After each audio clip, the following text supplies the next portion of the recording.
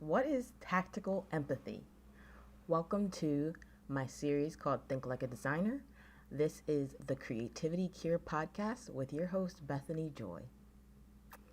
Welcome to the Creativity Cure. My name is Bethany Joy, and I am the owner of Bethany J Photography. I'm an artist. In Maryland, I help women cultivate the skill of creativity. That's what this podcast is all about. Share how a lot of the skills I've gained as an artist are applicable to all areas of life. And so I love taking these concepts I've learned as a designer, as an artist, and translating them into helpful things we can learn about everyday life. One of the big reasons I started this podcast was because I wanted to democratize design. I have seen the power of good design and how it really is paramount to the life we live. We don't really think about good design because good design is not visible. Good design is functional and it is good design is functional. We don't really think about good design many times because it's working how it should be. But there is a skill you can learn. That's not it. At the root of good design is problem solving. And so with this series, I'm sharing about a process that designers use to create products called design thinking. So design thinking is used to make products quickly, and it is a process that's nonlinear, but it has specific steps that help you to create a product that actually meets the needs of a user. The processes for design thinking are to empathize, to define, to ideate, to prototype, and then to test. So we're starting with empathy. And last week we talked about something called self-empathy, but I said self-compassion. I thought that made more sense. This week we're going to wrap up empathy by talking about tactical empathy. We're taking empathy from inward outward. Before a designer sets out to create a product, they need to practice empathy, right?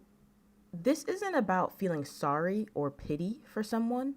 It's a skill and a practice that drives product design by the fundamental understanding that to create a successful product, you have to make something people actually want and need. And the best way to figure out what people actually want and need outside of observing is to ask them questions, to engage them, and to get their thoughts. So how can we practice empathy? It's easier said than done because everybody has their own idea of what empathy means. Everybody has limits to how far they will go to understanding someone before they're just like, listen, everybody has their limit to how far they're going to go with understanding someone. And my goal is to convince you that when you can and when you may want to give up on certain situations, that engaging in empathy can be a powerful tool to have to actually bring about the creative solutions you're looking for. Empathy really is about how we learn to appreciate the originality of others and along the way create better relationships without changing for integrity. The values that I have for Bethany J Photography, my artist practice, are number one, I craft with quality. Number two, I celebrate originality. And number three, I'm connected to community.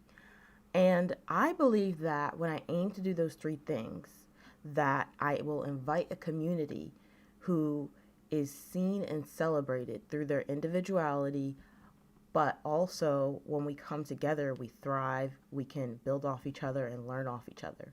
Speaking of empathy, I want to invite you to check out BethanyJphotography.com. I create one-of-a-kind portraits that help you to be seen and celebrated. I love creating these original pieces that vary for each person because I think that each person's unique. So I bring a very specific, organic, vibrant style. I like to use a little touch of luxury when I can. And I want to invite you to check out my work at BethanyJphotography.com. Speaking of being seen and celebrated. I also have a newsletter that goes out each week.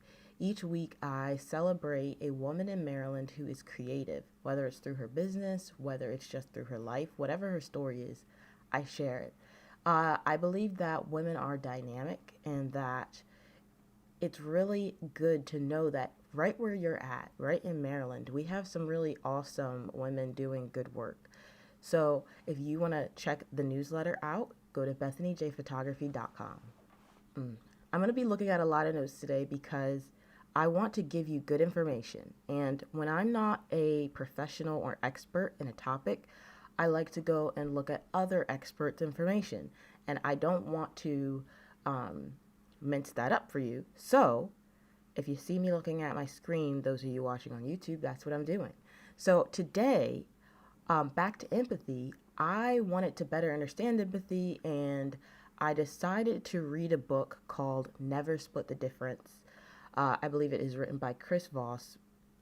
I will have to verify that because I mix up names, but it's written by Chris Voss. And this book discusses empathy and negotiation. In fact, empathy is the backbone of negotiation because to come to a solution, you need the other person to fully be there and cooperative. So this idea of engaging in empathy first to invite someone's creativity, to invite them back to a safe place, allows them to be in the problem-solving mood, whereas when we don't feel listened to, we don't feel heard, we tend to be very oppositional. So he calls this whole concept, he says this is listening as a martial art, balancing the subtle behaviors of emotional intelligence and the assertive skills of influence to gain access to the mind of another person. Not in a passive way, it's the most active thing you can do. And he also calls this whole concept tactical empathy. So empathy comes down to the skill of listening. And I will be the first to admit this is one of the things that I really, really have to work on. I get really excited or interested or stuck on my point of view, and I interrupt or talk over people. And it's really hard for me to learn to listen. And that many times when I want someone to understand me or I want to know what they think, if I could listen more, then I actually will hear what they think because they'll tell me. I heard a quote once say that if you let people talk long enough, they'll solve their own problems. And I think that's true. Sometimes you just need to process out loud. And so many times I want to jump to give advice or give an idea because it helped me so much and I just wanted to help them. But sometimes people really just need you to listen as they process their thoughts and sort out their problems. Tactical empathy, right? We're not talking about manipulating people to get what we want. We're talking about genuinely inviting them back to solving the problem by hearing them out and understanding where they come from. So Voss says that information gathering and behavior influencing includes almost any interaction where each party wants something from the other side. That's your career, your finances, your reputation, your love life, even the fate of your kids at some point. All of these hinge on your ability to negotiate. Negotiation, as you'll learn it here, is nothing more than communication with results.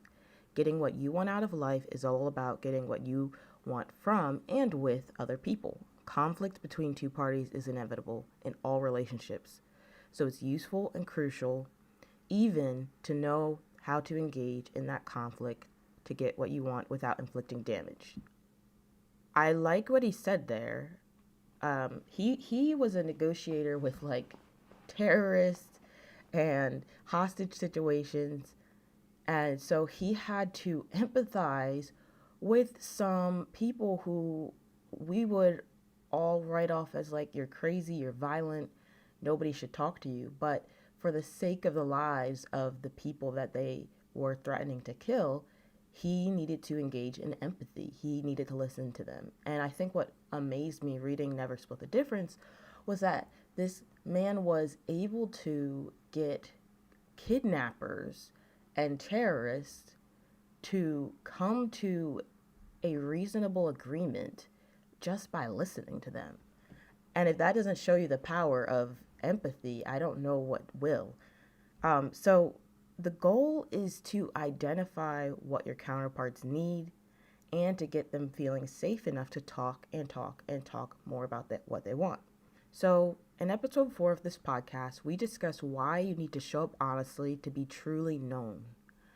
When engaging with others, we want to create an environment where people feel able to be transparent. And from there, we can work to come to a solution when we're in conflict without losing our integrity.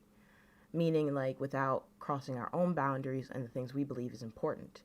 And empathy is the basis for negotiation.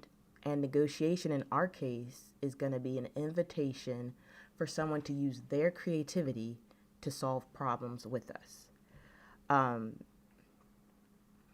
And so really this episode is about people who are probably like me. I want to shift your paradigm from seeing listening as being passive, from seeing the more you talk, the more you convince somebody, to learning that listening really is a life skill that can change how you work with people. So there's a quote in a book, and it says that he who has learned to disagree without being disagreeable has discovered the most valuable secret of negotiation. So I like that quote because we're all going to come to a moment of disagreement with everybody we know at some point. And I think that we can learn to disagree without being disagreeable. And we don't have to go into combative mode to negotiate or discuss things that we want and work with the person to get a balance or to meet them in the middle, to understand them or to move into a better place. And I think for a long time, that's what I thought. It's like, if you're going to disagree, you have to be disagreeable. You have to resort to yelling. You have to resort to insults. You have to resort to silent treatments. But I learned by reading this book that's not true. You can disagree. You can hold what you believe, what you want to stand on, but you don't have to push the other person into combative mode. You can actually invite them into creative thinking mode. Back to the book. Voss talks about how the listener has more control in a situation if he's trained well. He harnesses the talker's energy for his own ends. They're not about strong-arming your opponent into submission. Rather, you're using your counterpart's power to get your objective, their listener's judo. So this chapter intro was about, learning the skill of negotiation. And I think what I really did like about reading this book is that Voss is constantly emphasizing that he's not trying to manipulate people to fulfill his personal goal, but he's inviting creative strategy. He's inviting creative strategy to achieve goals. And he's encouraging people to understand that you may be like, I don't want to learn to negotiate, or I don't want to push people or to do what they don't want. He's like, if you're thinking like that, most likely someone is using those skills on you. Most likely there are people who are negotiating with you to get you to achieve their goals. And because you're not aware, you might just be giving in to things you don't want to give into. And so this is a bit of like, I guess I would say it's a little bit of an offensive strategy. And I think that that's okay. I think that if you're going to engage with people and work with people, especially I think if you're building something that is unique to you. Let's say you have a business that you're working on or a project you're working on, and there are integral parts of it that make it important to you. You don't want to just negotiate away those integral parts of your project to please people. So I love how it's not just pity and let me just give up what I believe in order to appease someone else. It's learning how to meet the person where they are, make them feel heard and listened to, and also find out really where you two can meet in terms of achieving the goal or solving the problem. I want to just bring it back to me. I like to use myself as an example because I don't want to put anybody else out there. I want to talk about the things that I need to work on and hopefully encourage someone else. So I am a problem solver. I like action. I want to do something or say something or find a solution, you know? So when someone shares a problem with me, I bubble up on the inside with all of the things that have worked for me, knowing it'll work for them if they'll just do it. And my mode of motivation many times is, did you do it yet? Did you do it yet? Did you download the app I gave you yet? Did you call this person? And I can go overboard on advice because I want to see the person win. Like, I want them to experience the breakthrough they're looking for. And while I am encouraging them to do that, I often forget that there are a lot of goals I myself have that I've been motivated on for years, but haven't moved on. And people have tried to encourage me, like, have you done it yet? Have you done it yet? And I've dragged my own feet achieving them. And so I wanted to empathize for a moment with those I'm trying to motivate by looking at the reasons why I may not move forward in my own motivational goals. So another book I'm reading currently is the Personal MBA. And in the Personal MBA, it's got a great like synopsis of skills you need to run a business, but I particularly loved the section about psychology. The author in the Personal MBA talks about how you can break down motivation into two basic desires: moving toward things that are desirable and moving away from things that aren't. Things that fulfill our core human drives appear desirable, so we experience an impulse toward them. And things that appear dangerous, scary, or threatening are undesirable, so we have an impulse to move away from them. He says that motivation is an emotion and it's not logical. It's not a rational activity. Just because your forebrain thinks you should be motivated to do something does not mean you'll become motivated to do the thing. So very often, he says, mental stimulations, patterns, conflicts, and interpretations are hidden in the midbrain, and they can get in the way of making progress toward what we want to accomplish. As long as there are move away from signals being sent, you'll have a hard time feeling motivated to move toward what you want. So he says, in the same way, you can't motivate other people by yelling at them to work faster, like a drill sergeant. You can't motivate them to comply by threatening them. You just might get a temporary compliance that really, You'll get temporary compliance, but as soon as they can, they're going to move away from you. But what you can do is eliminate inner conflicts that propel you to move away from your potential threats, and you'll find yourself experiencing a feeling of motivation to move toward what you want.